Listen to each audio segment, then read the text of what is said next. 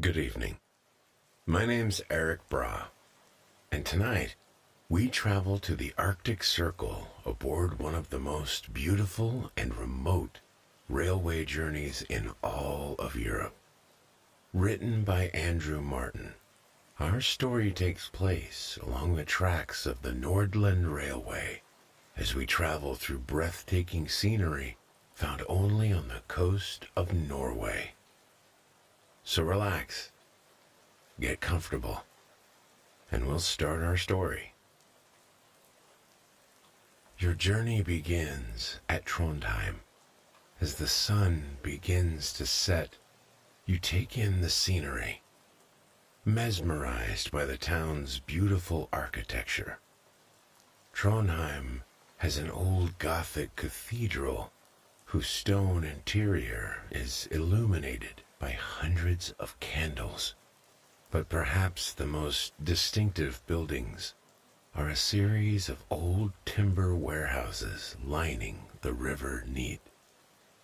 These buildings, usually converted to cozy, firelit restaurants and pubs, are painted either rich brown, red, green, or sunflower yellow, as are their own reflections in the river. And Trondheim is a rather watery place. Along with the river, there is a relaxing canal running through town, but perhaps the most notable water source is the great expanse of the Trondheim Fjord, into which a good deal of rain falls throughout the year. The night before your journey, you look down from the restaurant of your comfortable hotel in Trondheim, watching the marshalling of a goods train near Trondheim railway station. At regular intervals along the track, electric lights twinkle red and yellow in the mist made by the falling rain. The gentle rain still falls as you approach the station early on the following morning. The streets are peaceful and quiet, the traffic lights changing for no apparent reason, as no one awaits them at this hour. As you approach the station, which is adjacent to the river, you hear the friendly foghorn of a ship crossing the fjord. Trondheim railway station is known for being an elegant, classical building. It is a relief to enter the warm and bright booking hall. In the station shop, Norwegian commuters are buying newspapers, tea and pastries, and most will be taking local trains, not the Nordland line. The place seems a home away from home for some of them, and they call cheerful greetings to one another as they come through the main doors, shaking the water off their umbrellas. The Nordland train is waiting, a smart red diesel locomotive and 6 red carriages, all very well designed and arranged. You take your seat, which is most accommodating, with a tall back and plenty of legroom. Completely content, there is no impulse to try and exchange it for another. A generously sized table is before you, and to the side, a window. A Wi-Fi connection is available, and while you are sure it works beautifully, as most things on Norwegian railways do, you have no desire to turn on any devices today. Instead, you plan to fully immerse yourself in the journey. Norway does not have many railways. A landscape of mountains, forests, and rivers mostly prevent the building of them. But that same landscape has ensured the lines that are built are truly beautiful. As you pull away from Trondheim Station, the rain begins rhythmically falling against the window glass, giving the effect of a black and white film to the sleepy suburbs of Trondheim.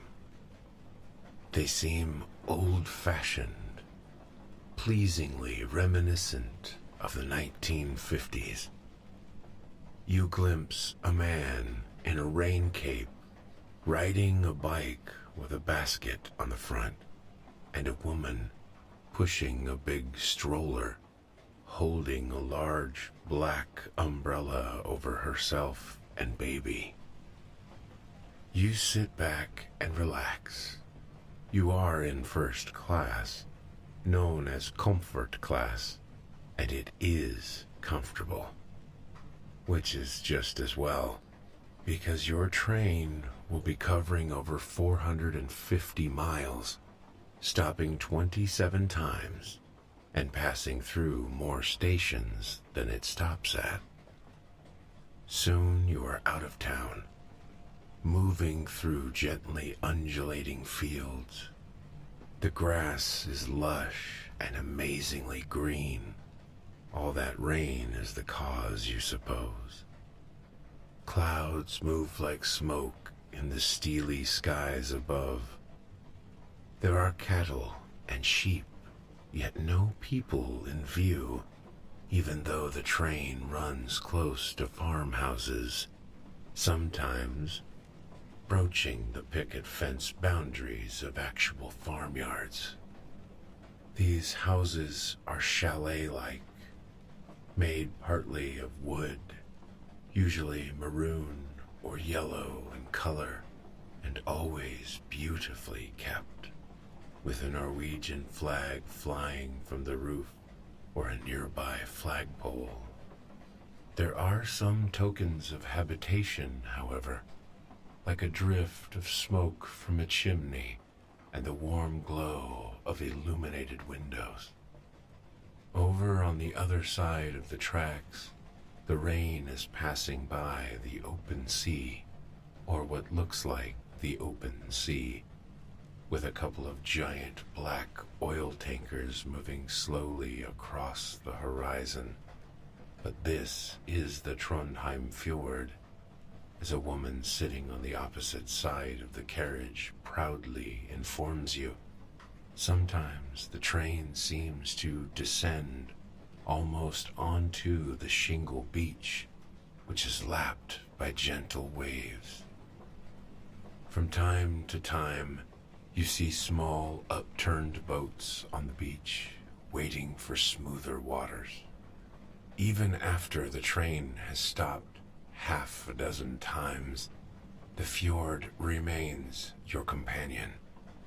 At last, you see an actual person on that side.